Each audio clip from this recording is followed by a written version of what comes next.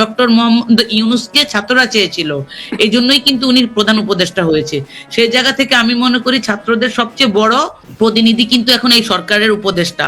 কিন্তু ওই জায়গা থেকে আপনার অন্যান্য উপদেষ্টারা যে সিদ্ধান্তগুলোই নেয় তার সিগনেচার মাধ্যমে কিন্তু সেগুলো বাস্তবায়ন হবে। এখন বাংলাদেশের যে ভালোবাসাটা ডক্টর ইউনূসের প্রতি আমাদের আছে, এইটা তো ভাই অন্যভাবে বলে লাভ নেই। সেই জায়গা থেকে আমরা বিশ্বাস করি এখনো যদি তারা সুন্দরভাবে বাংলাদেশের মানুষের যে চাওয়া পাওয়া সে জায়গা থেকে কাজ করে, অনেক কিছুই সম্ভব। আওয়ামী লীগের চরিত্র বোধহয় চেঞ্জ হবে না, আমার যেটা মনে হয়। এটা যে কি চায় এটা আমি বুঝি না। এখনো তারা কিন্তু নিজেদের ভুলটাই স্বীকার করতে চাচ্ছে না। তারা এখনো বলার চেষ্টা করছে এই যে ঘটনাগুলি ঘটেছে, 5ই আগস্টে তাদের পতন হয়েছে, জুলাই থেকে তারা যে মানুষকে নির্বিচারে হত্যা করেছে, যেটাকে আমরা গণহত্যা বলছি, সেটা যেটা করেছে, এর জন্য তারা এখনো কিন্তু ষড়যন্ত্র খুঁজে তারা যে কাজটা করেছে এটা তারা মানতে চায় না। এই যে মানসিকতা, এটাকে আপনি কি বলবেন? মানে এরা হাত বাড়িয়েছে, যারা বিজয়ী তারা হাত বাড়িয়েছে, আর যারা বিজিত, যারা পরাজিত, যারা পলাতক, যারা নাকি মানুষের কাছে ঘৃণা পেয়েছে, তারা এখনো বলার চেষ্টা করছে যে না, আমরা কোনো অন্যায় করি নাই। আমি মনে করি আওয়ামী লীগের এখন উচিত হবে এই নেতৃত্বকে ত্যাগ করা। এই শেখ হাসিনা, শেখ পরিবার এবং আওয়ামী লীগের যারা তথাকথিত বড় নেতা, এদের সবাইকে ত্যাগ করা। এরা এই দেশের মানুষের ঐক্য চায় না, এদেরকে এদেশে ঢুকতে দেওয়াই ঠিক হবে না আমি মনে করি। আমরা জানি যে ইতিমধ্যে আওয়ামী লীগ সরকারের পতন হয়েছে, এখন ক্ষমতায় আছেন অন্তর্বর্তীকালীন সরকার ডক্টর ইউনূস। এই অন্তর্বর্তীকালীন সরকারের মাননীয় প্রধান উপদেষ্টা ডক্টর ইউনূস ক্ষমতা থাকাকালীন সময় আজকে সারা দেশে কি কি ঘটনা ঘটে গেছে আপনারা তা দেখলে রীতিমতো অবাক হয়ে যাবেন। তো কথার বাড়াবো না, ভিডিওতে চলে যাব। তার আগে আপনাদের কাছে আমার ছোট্ট একটি অনুরোধ, আপনি যদি আমার চ্যানেলে নতুন দর্শক হয়ে থাকেন তাহলে অবশ্যই চ্যানেলটি সাবস্ক্রাইব করে পাশে থাকা বেল আইকনটি বাজিয়ে দিতে ভুলবেন না। আর যারা অলরেডি আমার চ্যানেলটি সাবস্ক্রাইব করেছেন তাদেরকে জানাই অসংখ্য ধন্যবাদ। তো দর্শক চলুন ভিডিওটি শুরু করা যাক। এখন আপনাদেরকে পর্যায়ক্রমে দুটি ভিডিও ফুটেজ দেখাবো। চলুন প্রথমে আমরা একটি ভিডিও ফুটেজ দেখে আসি। বাংলাদেশের নির্বাচনটা আমরা সবাই চাই, কিন্তু যৌক্তিক যে সংস্কার, ওইটার আগে আপনি নির্বাচন দিলে যেটা হবে যে পরবর্তী যে সরকার আসবে তারা কিন্তু অনেক ধরনের বিপদে পড়তে পারে। আপনি দেখেন বাংলাদেশ ব্যাংকের যে টাকাগুলো চুরি হয়েছিল, স্ক্যামিং করা হয়েছিল, বাংলাদেশের অর্থ উপদেষ্টা কি বা জয়ের বিরুদ্ধে বা যারা টাকাগুলো চুরি করেছিল তাদের বিরুদ্ধে কি মামলা করেছে? করে নাই তো। আপনার যাত্রাবাড়িতে গাড়ি পোড়ানোর মামলা আপনি আনিস সাহেবকে ঢুকাইলেন, আইনমন্ত্রীকে, এই মামলাতে তো তার জামিন হয়ে যাবে। যে মামলাগুলা করলে এদেরকে শাস্তি দেওয়া যাবে ওই রকম মামলাগুলা করা হচ্ছে না। এটা যদি তারা করতে না পারে তাহলে তারা ব্যর্থ হবে, এবং ব্যর্থ হওয়ার পর আমরা কিন্তু সবাই ব্যর্থ। এতগুলা মানুষের, এতগুলা ছাত্রছাত্রীদের রক্তর উপর দিয়ে আপনার এত কিছুর পরে এইভাবে একটা দেশ চলে না। আসলে আজকে যে বিষয়টা আপনি আলোচনা করছেন যে -2 ফর্মুলা, বাংলাদেশে -2 ফর্মুলা ইট ওয়াজ লাইক মানে 111-এর সময় থেকেই আসতেছে। তো 111-এর সময় -2 ফর্মুলা আসলে আওয়ামী লীগকে মাইনাস করার ফর্মুলা ছিল না, ফর্মুলা ছিল বেগম খালেদা জি এবং তারেক রহমানের রাজনীতিকে ধ্বংস করা। দুইটাই ছিল, দুইজনকে ছিল, ওই জায়গা থেকে দুইজনকে ছিল। ওই জায়গা থেকে 111-এর সবচেয়ে সফলতা ভোগ করছে শেখ হাসিনা। এই শেখ হাসিনা ক্ষমতা আসার পর থেকেই সেটা এই পর্যন্ত ধরেন আপনার বাংলাদেশে গণ অভ্যুত্থান 2024-এর ঘটনাটা ঘটে, বাংলাদেশের ভোটাধিকার ধ্বংস হয়, সবকিছুই ধ্বংস হয়। তো সেই জায়গা থেকে সে সময়টা আর্মি যেভাবে বাংলাদেশকে টেক ওভার করেছিল, সেই পরিস্থিতি আবার বাংলাদেশে যদি হয় তাহলে আমরা কিন্তু আবার আরেকটা মানে অনেক বড় ধরনের একটা সমস্যার মুখোমুখি হব। এই জন্যই হব যে এখন যে সরকার আছে, আমরা যেটাকে অন্তর্বর্তীকালীন সরকার বলি, অন্তর্বর্তীকালীন সরকারকে নিয়ে মানুষের মধ্যে যে কষ্ট দুঃখ, সেটা হচ্ছে যে অন্তর্বর্তীকালীন সরকারের যে কাজ সেটা হচ্ছে রাষ্ট্র কাঠামো মেরামত করা বা সংস্কার করা। ওই জায়গা থেকে তাদের যে ফেস, তারা কিছু এখন পর্যন্ত দেখায় নাই। একটা জিনিস হচ্ছে যে ইভেন দো একটা রোড ম্যাপও তারা ঘোষণা দেয় নাই যে তারা 2 বছর থাকবে না তারা 3 বছর থাকবে, এরকম কোনো কিছু বলে নাই। সেই জায়গা থেকে আমরা যারা গত 16 বছর ধরে শেখ হাসিনা সরকারের বিরুদ্ধে আন্দোলন করেছি, বা যে রাজনৈতিক দলগুলো নেতৃত্ব শূন্য হয়েছে বা নেতৃত্ব শূন্য করার চেষ্টা করা হয়েছে, তাদের তো একটা ভোটাধিকার প্রয়োগের মাধ্যমে নেতৃত্ব দেওয়ার একটা আকাঙ্ক্ষা অবশ্যই থাকবে। যারা সারা বছর ধরে আপনার গুম হয়েছে, খুন হয়েছে, মামলার শিকার হয়েছে এবং নির্যাতনের শিকার হয়েছে, এখন ওই জায়গা থেকে নির্বাচনের কোনো রকমের আমরা তো কোনো কিছু দেখছি না, ইভেন তো কোনো সংস্কারও তো নাই। আপনি আর বিএনপির কথা বললেন যে বিএনপি 16 বছর আন্দোলনও করেছে এবং ছাত্রদের এই আন্দোলনকে আমি বলবো সিপাহী, ছাত্র জনতা এবং সমস্ত রাজনৈতিক দল প্রত্যেকটা স্টেক হোল্ডারের ভূমিকা ছিল, ইলেকট্রনিক মিডিয়া এবং প্রবাসী সবার আন্দোলনের ফসল হচ্ছে এই স্বাধীনতা। এই স্বাধীনতার পরবর্তী বাংলাদেশ যে এইরকম হবে এটা কিন্তু আমরা কখনো চিন্তা করি নাই। একটা জিনিস হচ্ছে কি, সরকার প্রথমে যে জিনিসটা আমাদের ধরার কথা ছিল যে আইন শৃঙ্খলা বাহিনী, তারপরে বিচার বিভাগ এবং প্রশাসনে যে বিভিন্ন জায়গায় যে আওয়ামী লেসপেন্সার গুলো আছে তাদেরকে আপনার প্রতিহত করা বা তাদেরকে রিমুভ করা, কিন্তু ওই কাজটা হচ্ছে না। একই সাথে যেটা হচ্ছে যে তত্ত্বাবধায়ক মানে অন্তর্বর্তীকালীন সরকারে কারা কখন উপদেষ্টা হচ্ছে, পাবলিকের যে একটা পারসেপশন বিচার করা উচিত, সরকার কিন্তু ওইটাও করতেছে না। ছাত্রদের থেকে 2 জন প্রতিনিধি না, ছাত্রদের থেকে কিন্তু প্রধান উপদেষ্টা কিন্তু ছাত্রদের পক্ষ থেকে আসছে। ডক্টর মোহাম্মদ ইউনূসকে ছাত্ররা চেয়েছিল, এই জন্যই কিন্তু উনি প্রধান উপদেষ্টা হয়েছে। সেই জায়গা থেকে আমি মনে করি ছাত্রদের সবচেয়ে বড় প্রতিনিধি কিন্তু এখন এই সরকারের উপদেষ্টা, কিন্তু ওই জায়গা থেকে আপনার অন্যান্য উপদেষ্টারা যে সিদ্ধান্তগুলোই নেয় তার সিগনেচার মাধ্যমে কিন্তু সেগুলো বাস্তবায়ন হবে। এখন বাংলাদেশের যে ভালোবাসাটা ডক্টর ইউনূসের প্রতি আমাদের আছে, এইটা তো ভাই অন্যভাবে বলে লাভ নাই। সেই জায়গা থেকে আমরা বিশ্বাস করি এখনো যদি তারা সুন্দরভাবে বাংলাদেশের মানুষের যে চাওয়া পাওয়া সে জায়গা থেকে কাজ করে, অনেক কিছুই সম্ভব। আমাদের মেইন ফোকাসটা করা উচিত হচ্ছে যে বাংলাদেশের প্রথমে যেটা দরকার ছিল দ্রব্য মূল্য কমানো, সরকার কিন্তু এটা করতে পারে নাই। টিসিবিতে আওয়ামী লীগের দালালরা যারা আওয়ামী লীগের আপনার এক্সপোর্ট ইম্পোর্টের কাজগুলা করছে তাদের লাইসেন্স গুলো এখনো কিন্তু বলবৎ আছে, তাদেরকে কিন্তু এখনো তাদের লাইসেন্স গুলো বাতিল করা হয় নাই। বিভিন্ন সরকারি প্রতিষ্ঠানে আপনার দেখেন আওয়ামী লীগের সময়কালে যে সমস্ত পুলিশ কর্মকর্তারা বেনিফিটেড হয়েছে তারা বলতেছে তারা নির্যাতিত, তাদেরকে আবার বিভিন্ন জায়গায় প্রমোট করা হচ্ছে। আরেকটা জিনিস হচ্ছে যে এই যে তথ্য মন্ত্রণালয়ের আন্ডারে যে আপনার তথ্য উপদেষ্টার কাছে আমার আজকে আপনার মাধ্যমে বলতে হয় যে সেটা হচ্ছে যে বিভিন্ন আপনার ধরেন ইন্ডিয়াতে যে সমস্ত টিভি চ্যানেলগুলো আছে এইগুলোর মধ্যে এখনো বাংলাদেশের বিরুদ্ধে প্রোপাগান্ডা ছড়ানো হয়, এই বিষয়গুলোকে খুবই গুরুত্বপূর্ণ সহকারে দেখা উচিত। তারা কিন্তু এই জায়গাতে কাজ করছে না। আমি ভাই ভূমি অফিসের খবর নিয়ে দেখেন, ভূমি অফিস মনে হয় যে একটা দোজগের অফিস।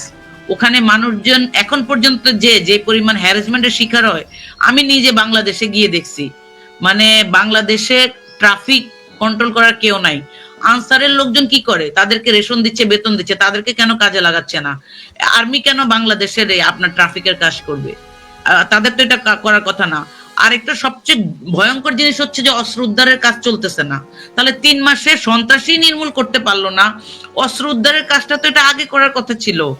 অস্ত্র উদ্ধার এটা হচ্ছে আর্মিকে অস্ত্র উদ্ধার করতে দিবে, অবৈধ অস্ত্রগুলা যে অস্ত্রগুলা দিয়ে বাংলাদেশে গত 16 বছর গুম করা হয়েছে, খুন করা হয়েছে, হত্যা করা হয়েছে, সেই অস্ত্রগুলা কেন উদ্ধার করা হচ্ছে না? এবং এই কথাটা কেউ বলতেছে না। বাংলাদেশের প্রত্যেকটা রাজনৈতিক দলে যারা নেতৃত্ব দিচ্ছে তাদের উচিত সরকারকে প্রেসার করা এবং ছাত্রদের যারা নেতৃত্ব দিচ্ছে তাদেরও প্রেসার করা, অবৈধ অস্ত্র যেন উদ্ধার করার কাজটা দ্রুত করা হয়, এটা খুবই গুরুত্বপূর্ণ। আরেকটা জিনিস হচ্ছে ছাত্রদেরকে আমি ভাই বলি, আমি মনে করি যত স্বাধীনতা আমরা পেয়েছি এর পরবর্তীতে ছাত্রছাত্রীদের যে মেন্টাল ট্রমা এবং পড়ালেখার প্রতি যে অনীহা, এটা আপনি কোনোভাবে অ্যাভয়েড করতে পারবেন না। এবং আমরা যখন দেশে যাই, আমি অনেক গার্ডিয়ানের সাথে কথা বলি, ছেলে মেয়েরা পড়াশোনা করতেছে না, তারা পলিটিক্স এর মধ্যে ঢুকে যাচ্ছে। ছাত্রদেরকে তো ভাই ক্লাসে ফিরে যাইতে হবে, তাদের একটা কনসেশন দিতে হবে, তাদের একটা সাবসিডি প্রয়োজন, যে অ্যানুয়াল প্রতি বছর ছাত্ররা যখন বার্ষিক পরীক্ষা দিবে তাদের বই খাতা সবকিছু কিনাতে তাদের যে একটা কনসেশন গভর্নমেন্ট থেকে প্রয়োজন, এই দাবিটা ছাত্রদের পক্ষ থেকে করা উচিত। ইভেন আমি মনে করি বাংলাদেশের যে কৃষক, আপনি জানেন 25,000 টাকার জন্য কৃষককে কিন্তু হ্যান্ডকাপ লাগানো হয়েছিল, সেই কৃষকদের ঋণ মকুব করা হচ্ছে না। সরকার আপনার কি প্রবাসী শ্রমিক, আমরা কি সবাই শ্রমিক? আমি অবাক হয়েছি যে আমাদের আসিফ নজরুল স্যার কিভাবে সবাইকে শ্রমিক বলা শুরু করে দিছে। প্রবাসে যারা থাকে, কেউ কেউ বিজনেস করে, কেউ গভর্নমেন্টের স্কলারশিপ নিয়ে পড়াশোনা করতে আসছে, ভালো টিচার, সবাইকে উনি গণহারে প্রবাসী শ্রমিক বলা শুরু করে দিছে। ধরুন আপনি ইলেকট্রনিক মিডিয়াতে বা সোশ্যাল মিডিয়াতে বসে আপনি যে প্ল্যাটফর্মটা কাজ করছেন, ছাত্রদের আন্দোলনে যে পরিমাণ মানে আপনাদের ভূমিকা ছিল, আপনারা কি শ্রমিক হিসেবে ছিলেন? বাংলাদেশের প্রবাসীর এভিডেন্স যুদ্ধও তো বলা দরকার ছিল। আমি যাই হোক, এই জিনিসটা আমার কাছে ভালো লাগে নাই। আর এয়ারপোর্টে ভাই আমি বলি, এয়ারপোর্টে ঢোকার পর আমি বাংলাদেশ না, ওয়ার্ল্ডের 4-5টা 8-10টা এয়ারপোর্ট আমি দেখছি, মানে যারা ছোট কান্ট্রি, আমাদের দেশের এয়ারপোর্টের মতো এত মানে অপরিষ্কার, আর কি বলে, কোনো রেনোভেশন নাই, কিচ্ছু নাই, মানে খুবই দুঃখ লাগে। আমরা যে গরিব কান্ট্রি, এটা আমাদের ওই যে এয়ারপোর্টে দেখলেই বোঝা যায়। এয়ারপোর্টের ভিতরে আপনার যে হেল্পিং হ্যান্ড বা আপনার যে কাস্টমার সার্ভিস, তারপরে যে ওয়াইফাই, ফ্রি ওয়াইফাই, আরে ভাই আমি যখন এয়ারপোর্টে নামবো, ওয়াইফাই তো এমনি ওপেন থাকবে, ওয়াইফাই এর পাসওয়ার্ড খুঁজতে যাইতে যাইতে আপনার 1 ঘন্টা লাগবে। তো এইরকম কেন? এই জিনিসগুলা, যেগুলো লজিস্টিক সাপোর্ট গুলা একজন প্রবাসী নামার সাথে সাথে প্রয়োজন, সেগুলা না দিয়া উনি একটা বুফে খুলে বসছে। খাওয়ার সময় স্যার যেই দাম, আপনাকে একটা কফির দাম হচ্ছে মানে আপনার 750 টাকা এয়ারপোর্টে। কে খাবে 750 টাকা দিয়ে এয়ারপোর্ট? আর যে মিডল ইস্টে চাকরি করে সে কি আপনার 750 টাকা দিয়ে এয়ারপোর্টে কফি খেতে আসবে? আমার নিজের চোখে দেখা ভাইয়া। এবং ট্রলিগুলা শুনেন, ট্রলিগুলো এমন ভাবে রাখা যে আপনি 2টা বাচ্চা আপনি নিয়ে গেছেন, ওই বাচ্চাগুলাকে রেখে আপনি ওই ট্রলি আনার সুযোগ নাই। দেখা যাবে যে আপনার ব্যাগটাও সিকিউর না। এখন পর্যন্ত আমাদের এয়ারপোর্ট আমরা প্রবাসীদের এই সমস্যা নিয়ে কথা বলবো আরেকদিন, একটু প্রবাসী সংকটগুলো নিয়ে কথা বলবো, এবং প্রবাসীদের বিশেষ করে অনেকগুলি সমস্যা সমাধানের কথা আশ্বাস দিয়েছে। আমি ব্যক্তিগতভাবে কথা বলেছিলাম প্রবাসী মন্ত্রণালয়ের সর্বোচ্চ পর্যায়ের একজন কর্মকর্তার সাথে, তিনি বলুন এগুলো নিয়ে কাজ চলছে, খুব স্বল্প সময়ের মধ্যে আমরা এটা দৃশ্যমান কিছু দেখতে পাবো। যদি না দেখতে পারি তো অবশ্যই ফেসবুকে বলে প্রবাসীদেরকে নিয়ে আবারও কথা বলা শুরু করবো। এবং আপনি কি মনে করেন কিনা আপাতত এই মুহূর্তে আসলে নির্বাচন দিয়েই গণতান্ত্রিক নির্বাচিত সরকারের কাছে ক্ষমতা হস্তান্তর করার সময় এসছে, নাকি আসলে এই সরকারকে সময় দেওয়া উচিত সংস্কারের জন্য? এক লাইনে শেষ করতে পারবেন ভাইয়া? আমি বলছি, বাংলাদেশের নির্বাচনটা আমরা সবাই চাই, কিন্তু যৌক্তিক যে সংস্কার, ওইটার আগে আপনি নির্বাচন দিলে যেটা হবে যে পরবর্তী যে সরকার আসবে তারা কিন্তু অনেক ধরনের বিপদে পড়তে পারে। আপনি দেখেন বাংলাদেশ ব্যাংকের যে টাকাগুলো চুরি হয়েছিল, স্ক্যামিং করা হয়েছিল, বাংলাদেশের অর্থ উপদেষ্টা কি বা জয়ের বিরুদ্ধে বা যারা টাকাগুলো চুরি করেছিল তাদের বিরুদ্ধে কি মামলা করেছে? করে নাই তো। তারপরে যে আইন মন্ত্রী খালেদা জিয়াকে জেলখানায় ঢুকাইলো মিথ্যা ভুয়া মামলা দিয়ে, দুর্নীতি দমন কমিশন থেকে বলতেছে সেই মামলা মিথ্যা, তাহলে সেই মন্ত্রীর বিরুদ্ধে, খালেদা জিয়ার বিরুদ্ধে মামলা করার জন্য কেন মামলা হইলো না? আপনার যাত্রা বাড়িতে গাড়ি পোড়ানোর মামলা আপনি আনিস সাহেবকে ঢুকাইলেন, আইনমন্ত্রীকে, এই মামলাতে তো তার জামিন হয়ে যাবে। যে মামলাগুলা করলে এদেরকে শাস্তি দেওয়া যাবে ওই রকম মামলাগুলা করা হচ্ছে না। আমি যেটা বলবো সেটা হচ্ছে যে সংস্কার কিচ্ছু হচ্ছে না। এই সংস্কার, যৌক্তিক সংস্কার গুলার আগে যদি আপনার নির্বাচন দেয়, এবং এই নির্বাচনও সুস্থ হবে না, কারণ হচ্ছে আপনি নির্বাচন কমিশনের যে সচিব তাকেই তো এখন পর্যন্ত পরিবর্তন করা হয় নাই। আমি মনে করি প্রত্যেকটা রাজনৈতিক দল সহ যারা ছাত্র আন্দোলনে অংশগ্রহণ করেছিল তাদের সবাই উচিত হবে এই সরকারকে চাপ দেওয়া যে তাদের নির্বাচনী রোডম্যাপ কি হবে এবং কিভাবে তারা যৌক্তিক যে আপনার সংস্কারগুলা সেগুলা করবে। এটা যদি তারা করতে না পারে তাহলে তারা ব্যর্থ হবে, এবং ব্যর্থ হওয়ার পর আমরা কিন্তু সবাই ব্যর্থ। এতগুলা মানুষের, এতগুলা ছাত্রছাত্রীদের রক্তর উপর দিয়ে আপনার এত কিছুর পরে এইভাবে একটা দেশ চলে না। অনেক রাজনৈতিক নেতারা সুবিধা ভোগের চেষ্টা করবে ভাই, ওই জায়গা থেকে আমি মনে করি ব্যক্তি স্বার্থের ঊর্ধ্বে থেকে দেশপ্রেমটাকে সামনে নিয়ে আমাদেরকে নির্বাচন যেন সুস্থ হয়, সেই জায়গাতে যৌক্তিক সংস্কার আগে হবে, তারপরে নির্বাচন হওয়া উচিত বলে একদম স্পষ্ট। জি প্রিয় দর্শক, আপনারা কি মনে চৌধুরীর সাথে একমত কিনা আপনাদের মতামত জানাবেন না। তো আশা করছি আপনারা পুরো ভিডিওটি মনোযোগ সহকারে দেখেছেন এবং এখানে কি বলা হয়েছে তাও বুঝতে পেরেছেন। এ বিষয় নিয়ে যদি আপনাদের কোনো মতামত থাকে তাহলে অবশ্যই তা কমেন্ট করে জানাতে পারেন। এখন চলুন আমরা আরো একটি ভিডিও দেখে আসি। আমার কাছে ইদানিং কেন যেন আমি বাংলাদেশের রাজনীতিতে একটা ইতিবাচক পরিবর্তন দেখতে পাচ্ছি। বিশেষ করে আওয়ামী লীগ তাদের 15 বছরের দুঃশাসনে দেশটাকে বিভক্ত করার, তারা ছাড়া আর কেউ নেই এই ধরনের একটা ধারণা মানুষের মধ্যে দেওয়ার, মুক্তিযুদ্ধের চেতনার নামে দেশটাকে মানে জাতিকে বিভক্ত করার যে রাজনীতি চালু করেছিল, তার বিপরীতে আমার কেন যেন মনে হচ্ছে একটা মানে সহনশীলতার রাজনীতি যেন আমি দেখতে পাচ্ছি, মানে এরকম একটা উদ্যোগ দেখতে পাচ্ছি। দেখুন, এই মুহূর্তে রাজনৈতিক দলগুলোর মধ্যে আপনি কাদের কাদের দেখছেন সবচেয়ে সক্রিয়? একটা হলো বিএনপি, আর একটা হলো জামাত ইসলাম। বিএনপি রাজনীতিতে আমি আগের থেকেই দেখেছি তারা কিন্তু আওয়ামী লীগের কে নিষিদ্ধ করার যে দাবি উঠেছিল তার সঙ্গে একমত না। তারা কোনো রাজনৈতিক দলকেই নিষিদ্ধ করতে চায় না। তাদের বক্তব্য সবাই মিলেমিশে অগ্রসর হতে হবে। এমনকি যদি তারা আগামীতে ক্ষমতায় আসে নির্বাচনের মাধ্যমে, তখনও তারা জাতীয় সরকার গঠন করতে চায়। মানে ওনারা জিতেছেন বলে ওনারাই সরকার গঠন করবেন, ওনারা সেটাও বলেন না। সবাই মিলেমিশে আমরা সরকার গঠন করব। আবার এদিকে দেখুন, আমি এই গতকালকে একটা নিউজ দেখলাম যে জামাতে ইসলামের যে আমির ডাক্তার শফিকুর রহমান উনি লন্ডনে গিয়েছেন। ওখানে যে উনি একটা অনুষ্ঠানে British Bangladesh chamber of commerce industries BBCCI এদের একটা অনুষ্ঠানে উনি মত বিনিময় করেন নেতৃবৃন্দের সঙ্গে, এবং সেখানে উনি এমন কিছু কথা বলেন যে আমি আসলে মানে কি বলবো, আমার আশাবাদী হওয়ার মূল কারণ কিন্তু এটাই। উনি কি বলেছেন শুনেন আপনারা। প্রথমত উনি মৌলবাদীর একটা ব্যাখ্যা দিয়েছেন। উনি বলেছেন যে আমি কোনো মৌলবাদী মুসলমান নই, আর আমি কোনো মৌলবাদী না, এবং মৌলবাদী কোনো খারাপ জিনিস না। এটা শুনলে হয়তো আপনার কাছে একটু কনফিউজ হয়ে যাবেন আপনারা, যে একবার বলছে মৌলবাদী না, আবার বলছেন মৌলবাদী খারাপ জিনিস না। তো যেটা খারাপ জিনিসটা এটা হতে সমস্যাটা কি মনে হতে পারে, কিন্তু আপনি যখন পরের লাইনগুলো পড়বেন তখন বিষয়টা ক্লিয়ার হবে। উনি তারপরে কি বলেছেন যে মূল না থাকলে গাছের অস্তিত্ব টিকবে না, মূল আমাদের লাগবে। তবে যে সেন্সে মৌলবাদ স্টিগমাটা দেওয়া হয়, আমি ওই মৌলবাদী মুসলমান নয়। তারপরে উনি বলছেন যে মূল থাকলে মৌলবাদ থাকবে, মূলের সঙ্গে যাদের নাকি সম্পর্ক তারাই মৌলবাদী। কিন্তু আমাদের দেশে যেভাবে মৌলবাদকে নির্ধারণ করা হয়, মানুষকে চিহ্নিত করা হয় যে নেগেটিভ অর্থে, উনি বলছেন যে ওই অর্থে উনি মৌলবাদী না। উনি আরেকটা কথা বলছেন যে এই যে আমাদের দেশটা আছে, উনি বলছেন যে একটা ঐক্যবদ্ধ বাংলাদেশ গড়তে হবে। ওনার ভাষাটা আমি আপনাদের পড়ে শোনাই। উনি বলেছেন যে আমরা ইউনাইটেড বাংলাদেশ গড়তে চাই, যে কথাটা আমি বলছিলাম যে ঐক্যবদ্ধ বাংলাদেশ ওনারা গড়তে চান। আমি বারবার ফ্যাসিজম আর ফ্যাসিস্ট বলা পছন্দ করি না। আমরা ফ্যাসিজম এবং ফ্যাসিস্ট কাদের উদ্দেশ্য করে বলছি?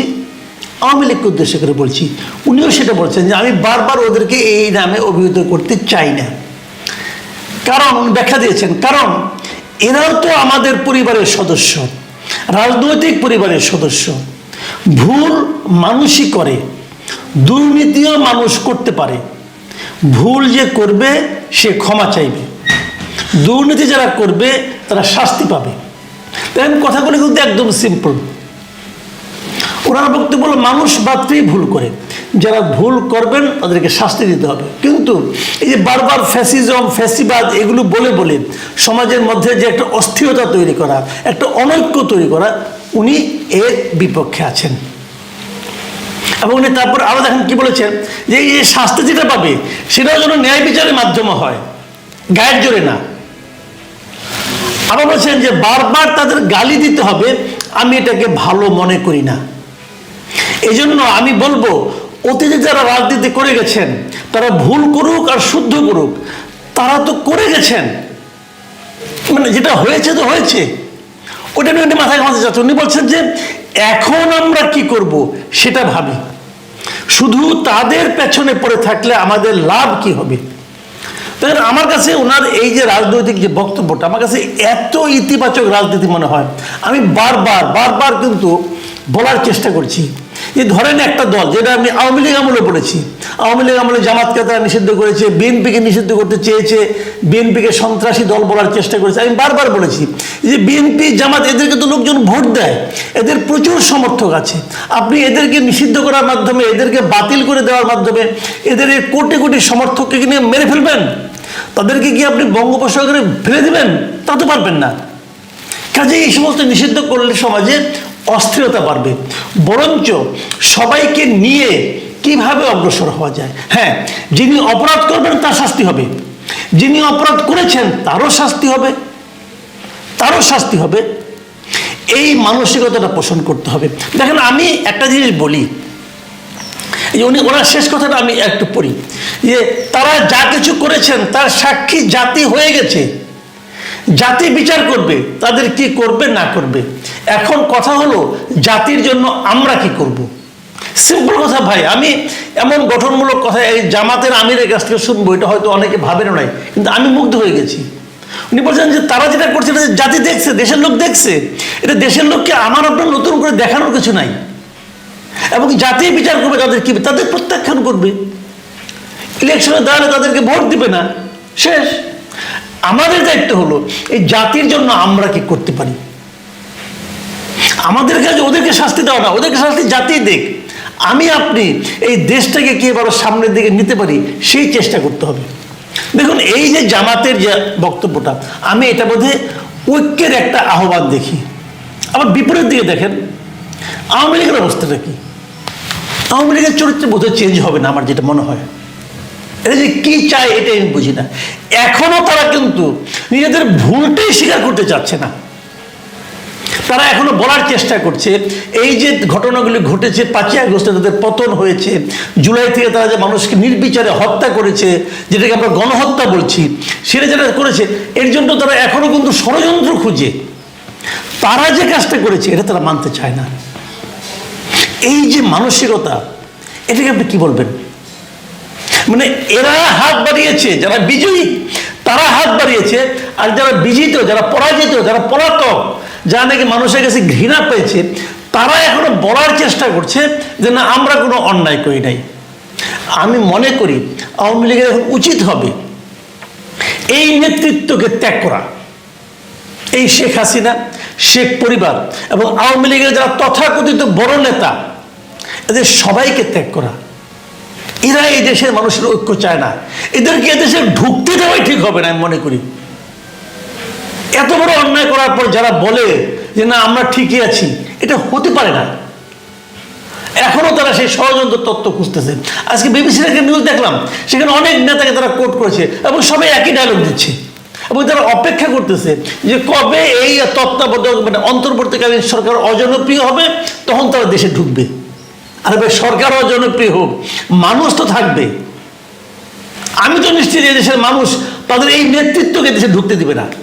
যারা নাকি এই দেশের তৃণমূলের, আওয়ামী লীগের অসংখ্য নেতা কর্মী সমর্থককে বিপদের মুখে ফেলে দেশ ছেড়ে পালিয়ে গিয়েছে, তাদেরকে এই দেশে ঢুকতে দেওয়া ঠিক হবে না। আমি মনে করি আওয়ামী লীগই ঢুকতে দেবে না, বরং আওয়ামী লীগের মাঝখানে নতুন নেতৃত্ব আসতে হবে।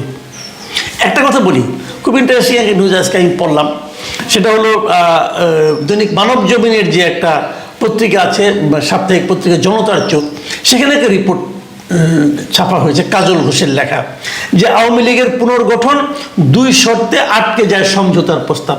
মানে আওয়ামী লীগ নতুন করে আবার গড়ে ওঠার চেষ্টা করছিল তারা, এবং এবারও তারা আগের মতো ওই তাজউদ্দিন সাহেবের ফ্যামিলিকে রিকোয়েস্ট করেছিল, এবং সেটা তাজউদ্দিন সাহেবের ফ্যামিলি শেষ মুহূর্তে রাজি হয়নি। কেন হয়নি? তারা 2টো শর্ত দিয়েছিল, যে এই 2টো শর্ত মানলে আমরা রাজি আছি, আমরা চেষ্টা করব। শর্তগুলি কি কি? 1 নম্বর, যে বিপুল পরিমাণ অর্থ এই আওয়ামী লীগের লিডাররা বিদেশে পাচার করেছে সেটা ফিরিয়ে আনতে হবে। 2 নম্বর, জুলাই আগস্টে নির্বিচারে যে ধরনের নির্যাতন চালানো হয়েছে, মানুষ হত্যা করা হয়েছে, তার জন্য জনগণের কাছে ক্ষমা চাইতে হবে। তাদের এই 2টো দাবি ছিল। এটা যদি আপনারা করেন তাহলে আমরা চেষ্টা করব। না, তারা করবে না, তারা করবে না, তারা বলছে না, আনবেও না, তারা ক্ষমাও চাবে না। তাহলে কেমন হবে? এরা রাজি হয়নি। আমি মনে করি আওয়ামী লীগের এখনো সময় আছে, তাদের অফিসিয়ালি তাদের ক্ষমা চাইতে হবে, তাদের বলতে হবে যে আমরা এটা অন্যায় করেছি। এটা হলো আওয়ামী লীগকে করতে হবে। দ্বিতীয়ত, আওয়ামী লীগের যে সকল নেতা ওই সময়ে সরকারে ছিল, কেন্দ্রীয় কমিটিতে ছিল, এদের প্রত্যেককে বিচারের আওতায় আনতে হবে। তারপরে এদেশের মানুষ চিন্তা করে দেখবে যে আওয়ামী লীগ রাজনীতি করতে পারবে কি পারবে না। প্রিয় দর্শক, আমি মনে করি নতুন রাজনীতি আমাদের দেশের দেশকে সামনের দিকে অগ্রসর করে নিয়ে যাবে। আমরা সেই দিনের প্রত্যাশায় থাকবো। আপনারা ভালো থাকবেন। আল্লাহ হাফেজ। তো আশা করছি আপনারা এই ভিডিও ফুটেজটি মনোযোগ সহকারে দেখেছেন এবং এখানেও কি বলা হয়েছে তাও বুঝতে পেরেছেন। এ বিষয়ে নিয়ে যদি আপনাদের কোনো মতামত থাকে তাহলে অবশ্যই তা কমেন্ট করে জানাতে পারেন। ভিডিওটি এ পর্যন্তই, দেখা হচ্ছে পরবর্তী ভিডিওতে। সে পর্যন্ত সবাই ভালো থাকবেন, সুস্থ থাকবেন। আল্লাহ হাফেজ।